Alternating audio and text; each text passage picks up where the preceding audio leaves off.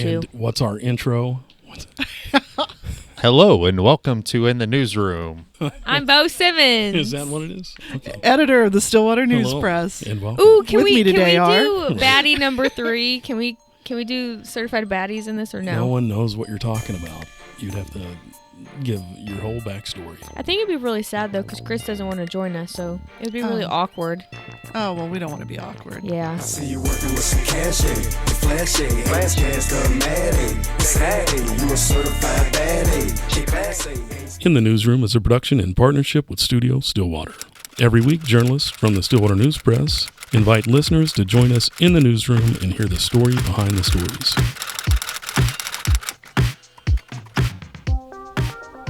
Hello and welcome to In the Newsroom. I'm Bo Simmons, editor of the Stillwater News Press. With me today, producer Chris Peters. Howdy. Michelle Charles. Hello. Ashlynd Huffman. Hello. We're here. We're back.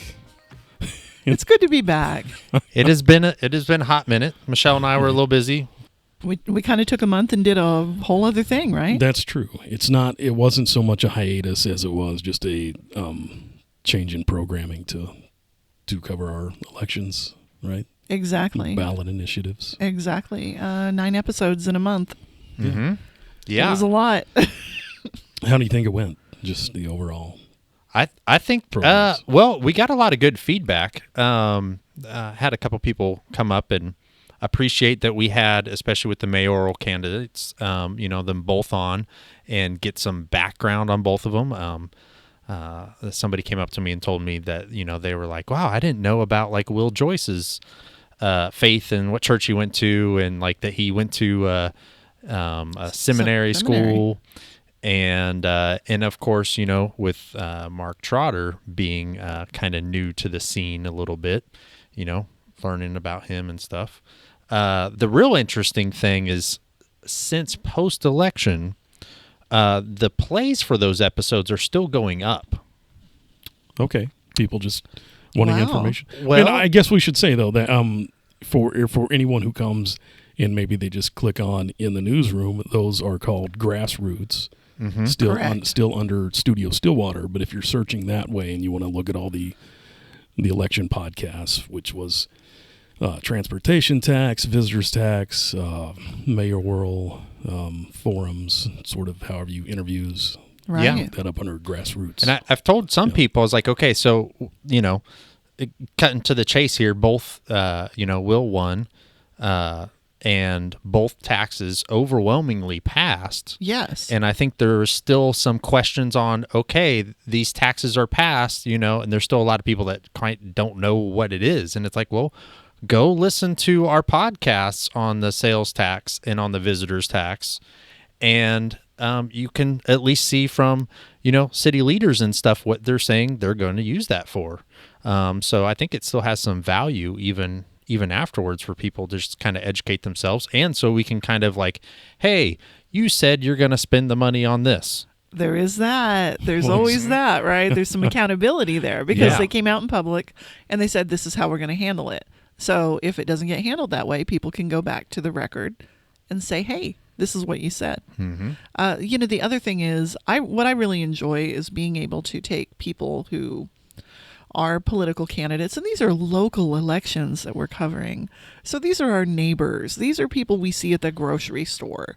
People are like, oh, politicians, but I mean, these are our neighbors who are basically volunteering to serve because these jobs do not pay anything, if you're talking school board, to very, very little, a very, very tiny stipend of like $50 to $100 a meeting. Yeah. If you're talking city council. This isn't the same as adopting a party and a platform that has to connect all the way up to a national level, right. deal. And this they're is not that. Sure, and they're intended to be nonpartisan elections. But, I mean, in spite of that, sometimes people can get kind of boxed in as being about a certain thing or for a certain thing or against a certain thing. And they become, again, sort of like a soundbite. Mm-hmm.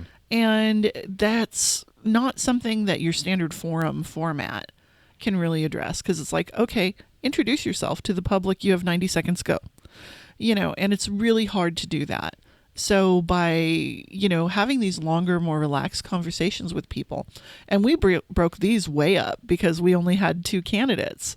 So we did 3 episodes with each one. Yeah. Where they could really go in depth. We required them to put some time in. I think we each, like the raw, recording session, we spent 2.5 hours with each candidate. Wow. And they got to talk about personal things, like things they just like doing, things about their backgrounds, so that you could kind of get to know them as a person and not just a position as well. And then we got them to sit down and have a conversation together. And I don't think you see that very often. Well, how long is that? Because you can tell, and I've been a print guy for so long. So how long is that raw transcript? How many words? If we were just gonna publish raw transcripts, how long do you think that would have gone? Ooh, because they recorded for about 40 minutes. Oh gosh, their conversation. If I knew that question ahead of time, maybe we can go back and we can answer that. We can have a follow up for the next episode. It would have been a big chunk because even if we converted that into column inches, it would have been half the because newspaper. you turned some of that into I think even 4 question and answers, which was still close to 2,000 words. Exactly. And that was cut way down. That was really boiling it down. Right. Which in our world's almost over half a page, printed page of broadsheet. Exactly. So what were our final numbers from this election? Oh, our final numbers for this election were, we had 4,906 votes cast, which was really good. Well, relative to our time here and a municipal election, because a lot of people saw that and they thought, 50, there's 50,000 people here. That's only 10% of your population. But yeah, we know that it doesn't work like that. We know those aren't the people. We know that. Well, we know out of those 50-some thousand people that only 20-some thousand are registered to vote. Right, and most of those are going to come out for big elections. What's it exactly. 17 to 20% of that population are kids that can't vote. Right. Well, so basically what we got really closer to a 25% turnout, which was pretty good. It was the second highest turnout that I remember seeing. So that if that puts it into any kind of perspective, it was more than the 2010 recall election for Mayor Nathan Bates, and it was less than when the bond issues went down in flames in 2013. About 1,000 less. So I mean, it was, but it was a really strong turnout. Anyway, everything passed by just about 70%. Will Joyce carried, Mark Trotter got about 26% of the vote. Will Joyce got the rest of it, which would be 74%. And then the sales tax and the visitor tax both passed by around 70%. Right. Transportation tax, a little more. Yes, Visitors a little tax, bit more. Just a few votes fewer. Yes, absolutely. And the interesting thing about this, though, is that same sales tax was on the ballot with the bond issues that went down in flames in 2013, and it lost by 70% then. Yeah, and it was an editorial note I made, and then I got some responses. You did. This is not the same. And to be fair, they're right. It is not exactly the same. It wasn't packaged the same. What they were trying to explain to me, people who've been here longer than I have, that the heart of the voters did not change so much as just the plan and how it was packaged, or not necessarily marketing from a marketing standpoint, just that people were ready to take on these issues the way they were presented this time. Well, and I think that's why they were so careful to present them as separate issues. Yeah. Because the last time it was packaged with a big sports complex that was going to be built in an area that didn't seem like the best area for it, and people weren't really sold on spending a lot of money on this at the time. So with a big sports complex, with a new fire station, which is actually going to come up in April as its own issue, but that fire station package or bond issue was rolled into a whole thing with buying 25 police cars. And people were not prepared to issue municipal debt to buy, I guess, depreciating assets. That seemed to be a big issue. That seems to be the thing with removing the animal welfare from the bond and just having the fire station be up there is that same kind of strategy, right? Instead of they kind of threw everything on one ballot, and then it turns out maybe if somebody comes, like I remember voting on that, and there was one of those things I was like, nah, bro. And I don't remember if I voted no on everything. But a lot of people did. Yeah, I think it's much easier to go no, or yes, than like no, yes. I agree with that. So they're being really careful about that. They really feel like the way they packaged it the last time was an issue, and so they're really trying to avoid that. Did you talk to? Well, let's see. I'm trying to think the timing of this. I think you may have spoken to Mayor Joyce before. Yes. Before he went to council and sort of proposed moving forward with the fire station, but not animal welfare. Exactly. Okay, so you didn't really get to ask him about that because just watching that meeting, it wasn't something they had spoken with before. You could tell. Oh no! You could tell he brought that up, and it was sort of a new idea to everyone there. Oh, no, absolutely. Because originally they were going to put it all on one ballot in February. And then they said, no, let's do the tax issues first. And then we'll do the bond issues in a separate one. And my impression of that at the time was that it was to give them more time to do public education, to talk about the bond issue, really explain what they wanted to do, basically to market it to the public so that it would have a better chance of being approved. And then they came back and they said, oh, let's break this up even a little more and just focus on the fire station because it's a higher priority. And we'll do animal welfare maybe next year. And Ashlynd, you've toured animal welfare. Have you toured the fire station? No, we haven't toured either of them yet. Oh, did you not? Oh, you did all that by No, phone. we need to set that up again. Oh, okay. Yeah. So you haven't been to the fire station at the college? I have. You have probably, yeah. I have also toured it. Yeah. When I was dating my husband, I spent a lot of time in fire station number 2. Did you get to slide down? Did they have a pole to slide down? No, They the pole don't. was already gone. They already took it out. At one point, a previous fire chief had an idea to go in and renovate it and make it really cool and change up the living quarters and put the pole back in. And I mean, it would have been awesome. And it would have been this cool old historic fire station that was more functional. And then they went in and they found all the stuff that you find in old buildings and determined that the pole, the big hole in the floor that goes down to the apparatus bay would be a huge liability hazard if the public were wandering around. And so they decided no, they were not going to do that. I think they would have had to spend as much or more to bring that station up to standard. And they only have a lease on it for 20 some more years. And it can't fit their big old ladder truck. And it can't fit their modern apparatus. So they would have had to do a lot, spend just as much as they would to build a new fire station, I believe. And it still wouldn't have met all their needs. So that's why they've decided to go with the approach that they're going with. At least that's what I'm being told. And is that location, so let's say the bond passes, right.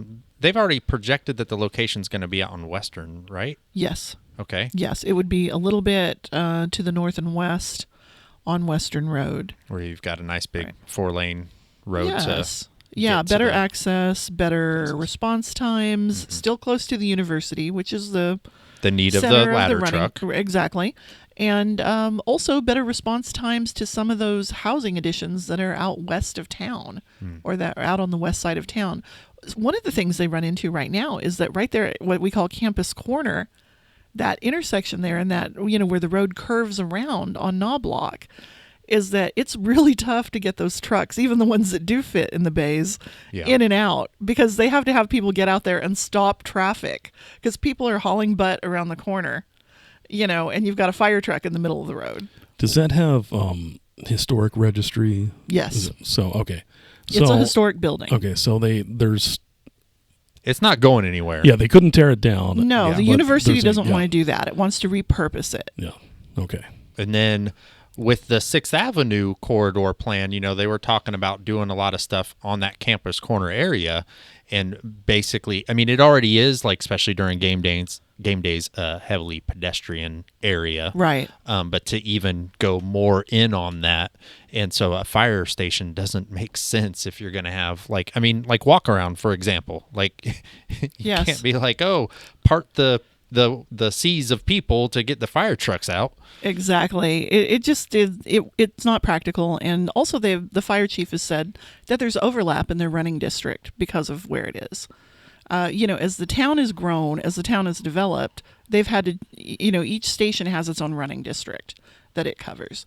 And because of this historic location and it being right in the middle of town, it can't really get anywhere. And then other stations have to kind of reach out and go further than they might really be ideal for response time. Because their goal is that from the time the alarm goes off, basically they've got 90 seconds to get on the truck and pulling out. That is their standard. So, they want to be within 4 minutes of anything in town, ideally. And so redrawing those districts will help them to do that. We should have a fire chief and somebody on Grassroots to talk about that bond issue. I've been thinking exactly the same thing, Chris. Maybe that's coming. Maybe. Who doesn't? So, when we're talking about teaser. doing news, we're even though Grassroots is not like hard news or anything, but you're trying to find both sides of an issue. Right.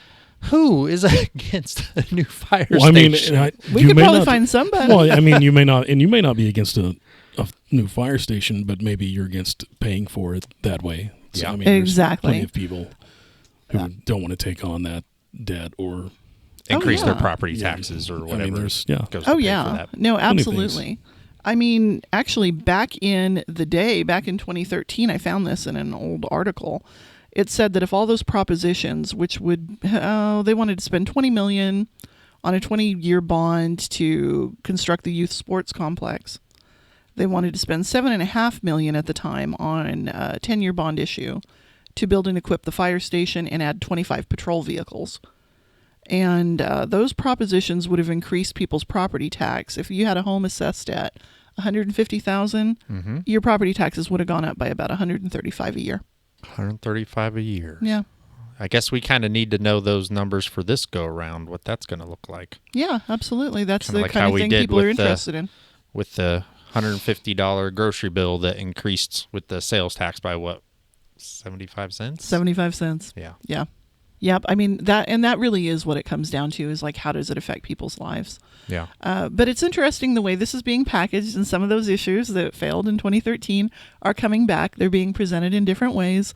Obviously, almost a decade later, the need is still there. They've determined that 10 years later, yes, now we really need this. And I think people have been driving on crumbling roads long enough that they've decided, okay, a transportation sales tax, maybe we will approve that. And wasn't part of the visitor's tax, when it goes towards amenities, isn't there?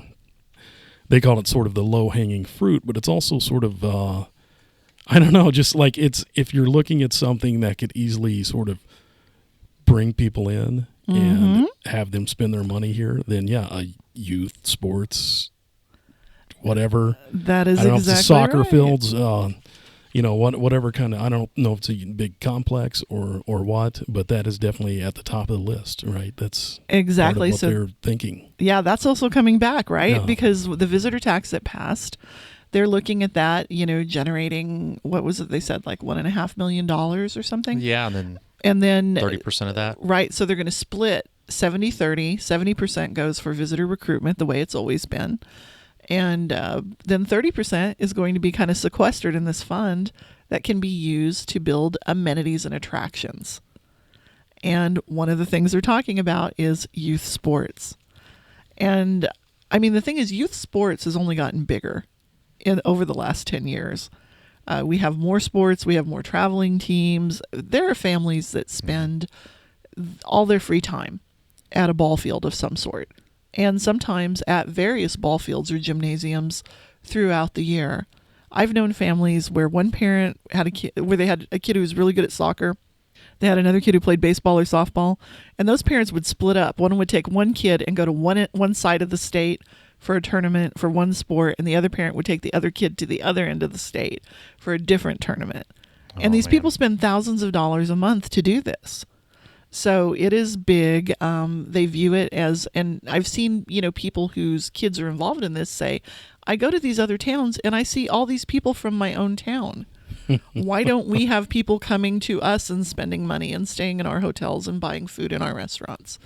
And so it kind of makes sense. And over the last 10 years, it's not gone away. It wasn't a fad that died out.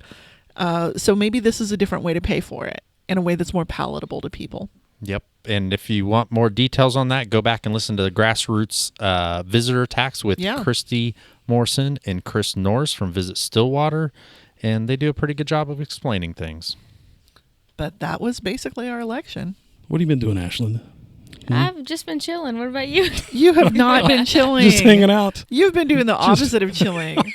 You never chill. You are so not chill. I'm really not. You have no chill. Oh. What'd you work on this week? I worked on the radio silence police encryption story. Mm-hmm. You're giving people slam heads. Yes. You gotta explain. Well, I thought Chris was going to go in and do his thing. What? Oh, you're okay. What we're trying to say, like, okay, we're gonna toss it to Chris. That was his cue to chime in on his stuff. Who can do what? Explain. Yeah, the what digital. Radio, the technology is, part. the difference between what they have now and what they're going to. Yeah. And this is something. Because he helped me with that. Okay, they've already proved changing the radios to a newer digital radio. Mm-hmm. Correct. Be for our first responders. LifeNet's on their own thing, right? Yes. Okay, so for here it would be what? Stillwater, yes. Stillwater Fire, Stillwater Police, Emergency Management. And was the airport in that one? Probably yes. Stuff? I believe so. Because I think that was in your story. I think all of the city stuff, including the airport, would be. Okay. Yeah. So the money's approved, but it wouldn't they know, I think, the product they want, but they wouldn't switch over until later this summer. Mm-hmm. They're saying what, August? Yeah. Yeah, they've been approved to buy a solution from Motorola. That I mean they've been approved with the contract to, they know what they're buying, and now they just got to get it installed. Right. 6.7 million, right? Yeah. Mm-hmm. Yeah, I remember when that one came across when we were looking at the agenda, and it was like, 100,000 here, 6.7. Like, oh, wait a second, what's this? And that was kind of our first knowledge into it. And then so we ran that. You wrote that story, Michelle. I did. And then when I forget how it came up again, but it came up as, oh, it's digital. And it was like, oh, wait, our police scanner is analog. It's not digital, is it? And we're like, nope. And we're like, oh, well, we're going to need a new scanner. And then that kind of led into, we're going to have to get new stuff. And then it's like, oh, well, these digital scanners, they can be encrypted.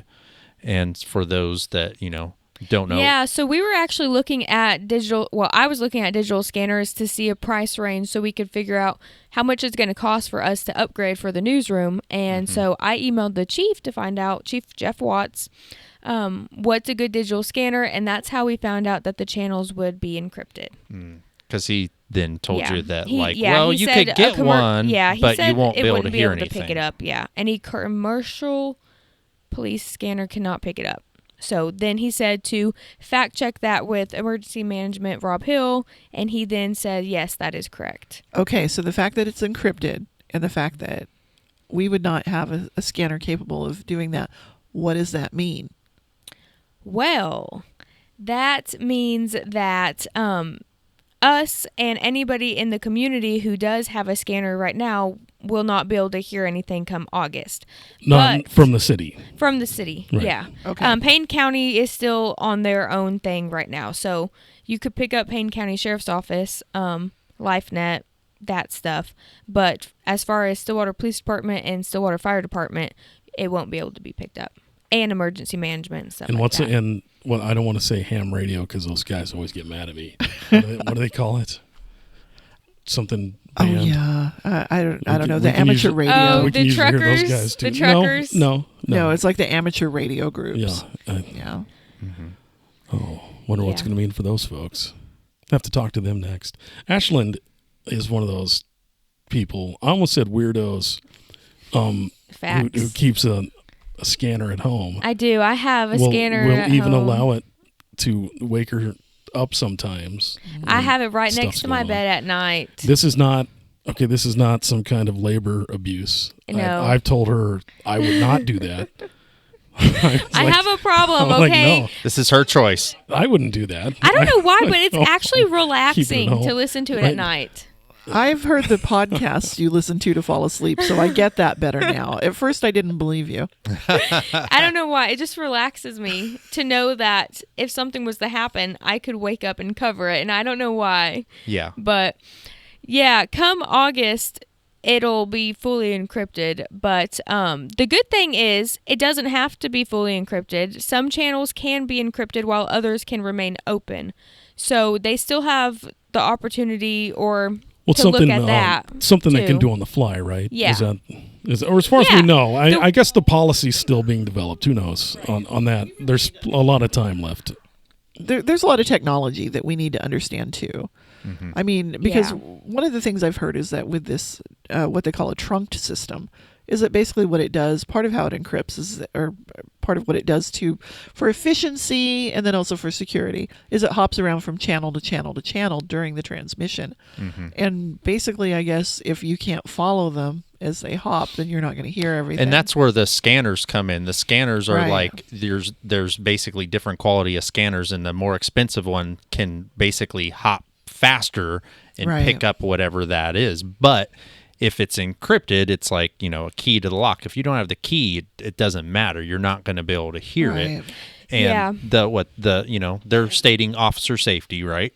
Yeah, As one of their and main to jump reasons. off of the jumping around on channels, my car scanner actually does that. When I was headed out to the car that was found in the Cimarron River last year, it jumped around between different Payne County channels, and so that was very interesting trying to navigate that, because Okay. But I mean, I made it there, so obviously it works fine. But yes. Chris, what was your question? I forgot. Oh, well, one of their main reasons that they've said is officer safety. safety. Officer safety and citizen safety. They want information that may be said over the scanner regarding public information of our community to be silent. If someone has a traffic stop, they don't want you to hear that over the scanner. Now, we have this scanner running all the time in the newsroom. And now, unless it's one of those like quiet channels where sometimes I just can't hear what they're saying, I hardly ever hear like a driver's license number, maybe a license plate every once in a while. They will say it in kind of a code. It's hard to pick up on what the names of the individuals are. But if it's a suspect or someone that they're looking for as a potential suspect, they do say that name over the scanner, because I always cue in on that, and I have to look them up on OSCN to see, But you've talked to other departments, and Yes. some have said we keep patrol open, we Yes. close it for special operations, and Yes. then who has told you what? Oklahoma City PD, they have a fully encrypted scanner except for patrol is left open. Same with Tulsa. Oklahoma City said they wanted to be transparent with the media and the community, so they left those open. Tulsa, I didn't really go in depth in an interview with him. He was more explaining to me their system and how it went from analog to digital. So that was more of what he talked about. But he said that they're also open. Not for transparency with the media, because he did say he doesn't work for the media, so it wasn't left open for the media, but it is open for the community. Broken Arrow is fully encrypted, and they said it's because they run their own ambulance service. Found that out on Monday after the story went live on Saturday. And then Norman PD actually just called me during the podcast to discuss it, so I'll be able to get something from them too, hopefully soon. Yeah. Okay, so you reached out to Broken Arrow and Norman before the story went out, I reached out right? to them on Friday and left voicemails, and I did not hear back from them by press time. Okay. So I sent follow-up emails and calls this week and finally got a hold of them with minimal information. But yes, we did. So we're talking about police, but there's also an aspect that I learned that like Ashlynd already knew and you guys already knew, was like the fire tones. Right. It's like Be-dee-doo-doo-doo-doo-doo. Yeah. Oh yeah. man, that's a bad And one. the And more- then Ashlynd's perking up, and we're all hopping It's on our like computers, the more okay, tones there are, the bigger here comes it an is. address, or here comes a location. Let's Right. hop on the maps. Where is that out? Are we Yeah. going to send Ashlynd there? And now we're all trying to tune in. Right. If the whole thing is encrypted, we don't get that either, No, right? we don't. No. We do not. But So- if Patrol was open, then we could. But if it's fully 100% encrypted, we wouldn't. So patrol Right. would include fire. Yeah. Because fire is dispatched for medical, car crashes, fires. They're dispatched to everything. I didn't know that when I started this job, but firefighters are dispatched to pretty much everything. More than half their calls, I mean, on the SFD report that they gave to the city council last week, more than half their calls were medical calls. So many medical calls. And that's the thing is I can differentiate between the tones between grass fires, car wrecks, medical, stuff like that from where they're Structure dispatched. fires. Structure fires. You'll hear the tone, and then they'll start calling for every truck in the Yes. city. Right. pretty And that's much. why I have a That's, car you know, scanner, because on the way there, Right. they'll be like, all right, we're going to cancel, and I just have to hit a U-turn and head back to the office. But yeah, Right. it's a very critical part of our job. Okay, now something that jumped out at me when you talked to the people in Tulsa, and they said that we didn't leave it open for the media because we don't work for the media. We left it open for the public. Here's the deal. And this is something that drives me crazy. When we're getting information from people, from government entities, when we're listening to the scanner, when we're doing this, who do they think we're doing it on behalf of? The people. public. Yeah. I mean, we have our open records laws. They're not just for media. They're for the public. And what we do is for the benefit of the public. You mean we're not doing it so just that stuffing everybody it in our fat wallets, getting all the No. ad money with, fire, fire, fire, money, money, money. I wish. Oh, I it wish. doesn't- But I it doesn't mean, work that we're getting this information and disseminating it to the public so that every John Q. public doesn't have to go to City Hall and ask for these documents. Or doesn't have to listen to a police scanner 24/7. Exactly. That's the thing. We are the public. We are representing the public. So when people are kind of snippy about that and act like the media is different than the public and we have different concerns, we're really not. That's who we're working for too. And see, and I think it starts to get a little dangerous when, if it is fully encrypted, if we have to start relying on Facebook as a way to get to things, because people message us on Facebook about all kinds of stuff. Are you saying social media is not reliable?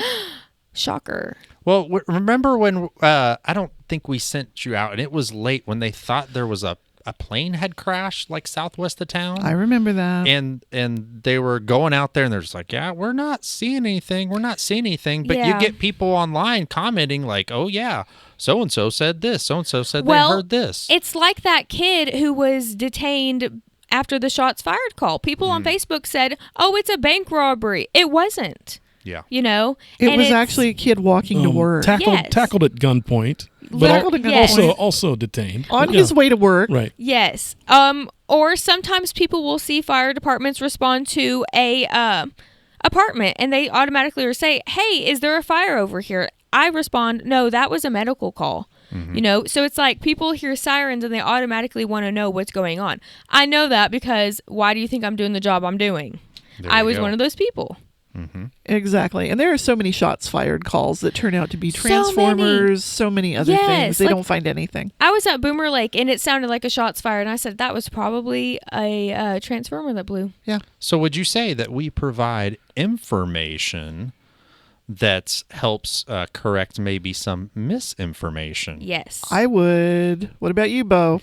Well, it was interesting.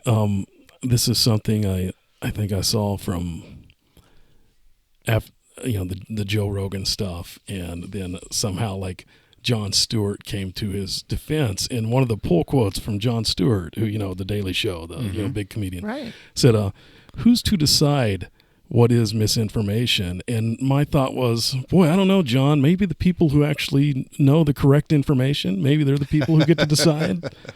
Yeah. Maybe we can tell people. If it's What- not right, then maybe it's misinformation. Who's to decide? If it's not true? Who's to decide what's true and false or right and wrong? There is Who no are objective we? truth Yeah, anymore. I guess Everything not. is subjective now. I mean, there's very few Oh. times are there things that I see on Facebook that I check with the police department about that's true. I mean, I always do my due diligence and I check just because I don't want to be wrong. And, very few times. But on some occasions, it is something, and it does give us an opportunity to ask questions. Yeah. I want to not even smooth transition into this other thing before we get out of here. Speaking of subjective or truths, recycling. Is it any good for us? Oh, Bo. And you and I disagree on this. Fight. We have a respectful disagreement on this, I think. Okay, yeah. I recycle obsessively because I think it's just the right thing to do. And I'm willing to pay a little more. Not everybody is. Not everybody is. Not even our issues with recycling, but we actually do have new things happening in the city. Yes, we do. On the recycling front. The backstory is sort of a wild, fanciful tale of how everything can go wrong. That is true. When we first started, I'm trying to, since in the last 5 years even. Okay. Do you just recycling? I kind of feel like recycling came up for us when they really started talking about it. We knew we had this task force was because they were trying to say that people were just screwing it up. You're throwing the wrong things away, folks. Let's get out there and let's do a big, campaign on what to recycle, what not to recycle. You're just not doing it right. When they put the plastic, the sticker on the lid that's like 1s, 2s, and 5s, because before it was like 1s, 2s, Everything. 5s, 7s. There was a much longer list. But when they put that sticker on there, that was actually really helpful. So please, Michelle, now tell me why none of that mattered at the time. Okay, none of that mattered actually. That sounded a little bit sassy. He's being a little sassy, folks. He's got his sassy pants on today. Okay, basically, the whole thing is recycling was sold to the people wanted it for a long time. Sure, it was sold as something that would be self-supporting. That would basically, we can turn around, we can sell this stuff, and it's going to break even, and it's going to save money and space in the landfill. It's going to extend the life of the landfill, and it's going to save us dumping fees. And man, it's going to be amazing. And at first it looked like it might be. And then things happened. Recycling markets changed. Materials that you could not give away, let alone sell, that you had to pay people to dump. And then we had a recycling processor who started struggling. And who it turned out was holding materials, I believe. This is what I've been told. Holding materials until the market got better. And then things started piling up. But his version of that was also like he could not himself sort through it. Well, that was okay. Or that's what he told the city is why it was building up. I think it was a combination of factors. It's like there were things that he was holding on to until the pricing got better was what he told them. And then he said there were too many contaminants in it, that people were just throwing things in there that should not be in there, out and out garbage. Those Walmart bags. Which also happens. So which a lot of sides to this. Yeah. People would take all the recycling and put it in a Walmart bag and tie it up and dump that in there. Well, those bags can't be processed by the machines. They're so thin, that plastic film, even if it's a type of plastic that could be recycled, you need specialized equipment to handle it, because otherwise it gets in there, it clogs up the machine. So there are all these factors. So basically, they ideally would like you to take your containers, 1, 2, and 5, the only plastics, wash them out, and then put them in the recycling bin and put nothing else in there. Michelle, except paper and have you gotten the little tag that says you were a good girl and you did your recycling right? We have. Me too. We have. But anyway, Y'all so are okay, so lame. I know, nerds. But anyway, so we are recycling nerds. But anyway, so this had been going on. This was a big problem. The city had to pay. Basically, DEQ got involved. Okay. That's the Department of Environmental Quality, because this guy they said, you're at the point where you're running a trash dump without a permit. So the city had to go in, and he was going to bail on the contract. He was like, I'm not doing this anymore. And so the city came in and on its dime hauled all of that stuff that had piled up to the landfill. So people who had been recycling for a long period of time, feeling good about what they were doing, it all went to the landfill anyway, and the city had to pay extra to do it. So for a period of like 5 to 8 years, everyone who thought they were recycling were not recycling. Oh my god! Yeah, I mean, it was a bad deal. It all went to a landfill. It was a bad deal. So we developed this recycling task force that said, we're going to study this. We're going to look at different options. What are we going to do? The city finally decided that the goal was to basically have control of our own destiny and that we were going to build our own staging center. Right?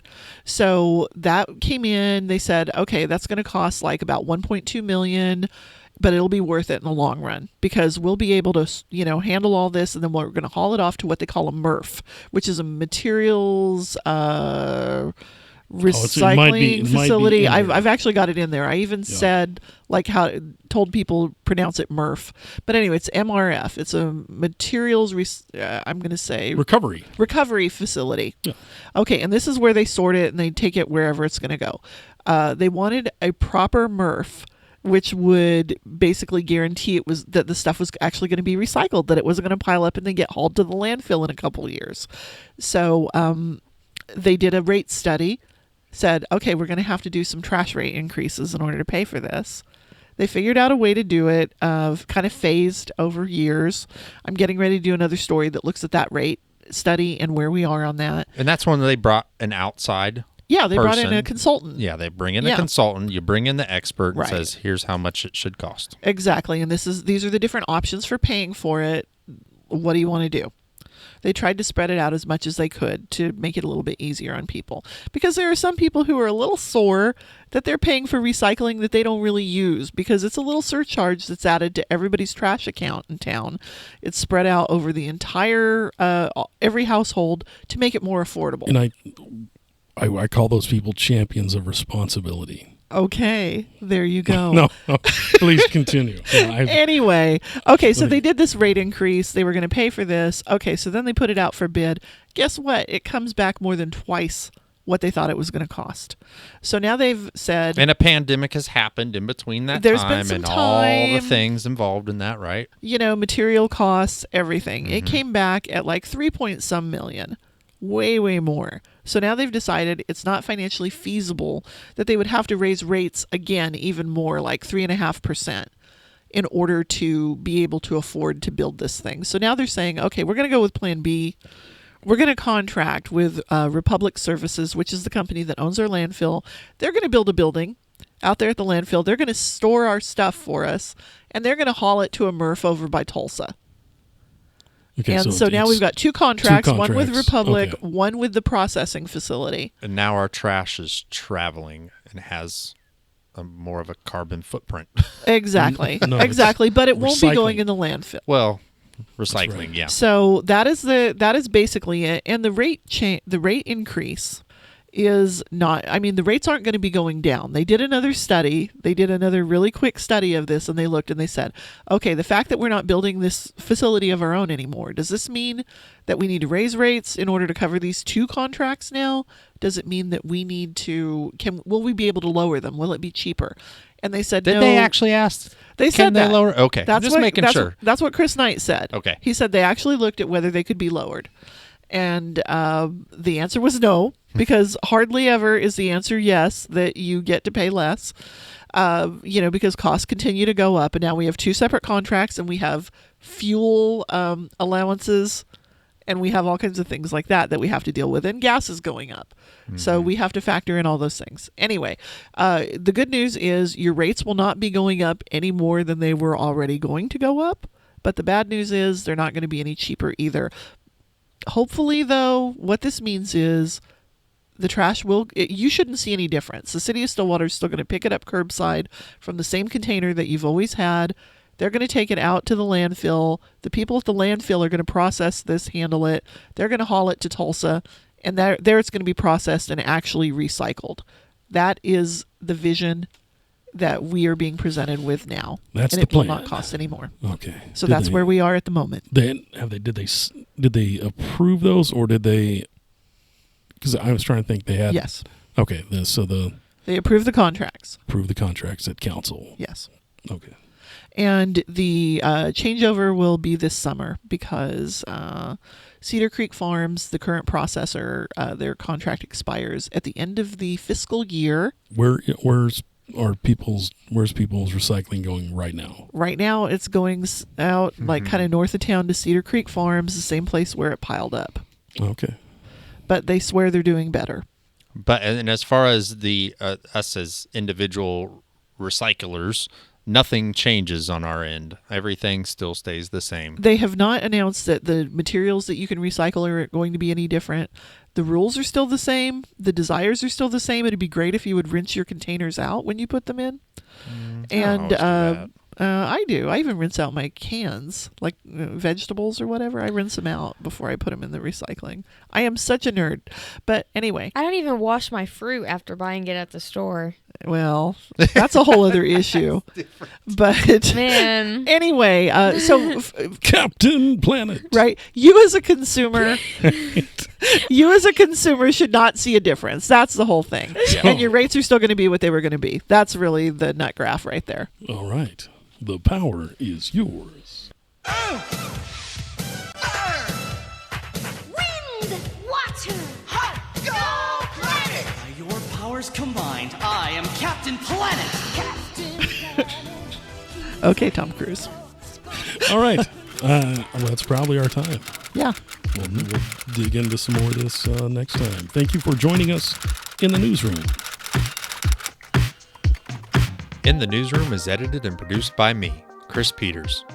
You can find all of our past episodes and show notes at studiostillwater.net. This podcast is made possible with support from the Stillwater News Press. Please consider subscribing to our award-winning newspaper and help support local journalism. Go to stwnewspress.com to sign up. Thanks again for listening. Until next time.